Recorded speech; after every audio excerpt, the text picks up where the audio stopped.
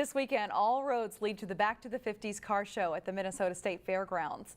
And the Northwest Metro is well represented by members of a car club that meets every week at Wagner's Drive-In. They're called the Wag-Niters. They're everywhere.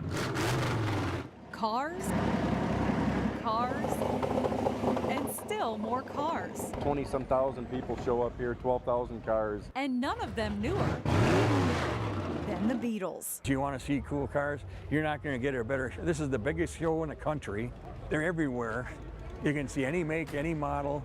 You can make a lot of new friends. And tucked in amongst the thousands of classic rides, 64 Fairlane wagon. Bob Malarkey's car, his ticket to being part of the show. Used to come to Back to the 50s as a spectator, sit on Snelling and watch them go by. And one year I said, I'm done looking at them, I want my own. When he bought the car 15 years ago, he thought it was just a hobby. For the fun, for the people, the life is wonderful.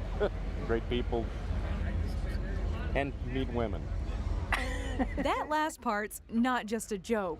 We had met on a blind date at registration for Back to the 50s 10 years ago. Knew his family for years but never met Bob, and we were both single, and his brother asked me if he could give his brother my phone number, and I said no.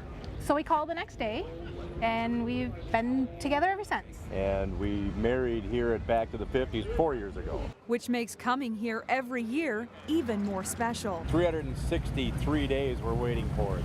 Shelly wasn't car crazy when she met Bob, but that quickly changed. Now I'm totally involved with the cars. I get to drive the GSTA dragster, so I'm now racing cars and got to go 161 miles an hour. So that's one of the highlights of all this car business. Life changed completely since that blind date a decade ago, and Bob and Shelly wouldn't have it any other way. We've been going to car shows every day ever since.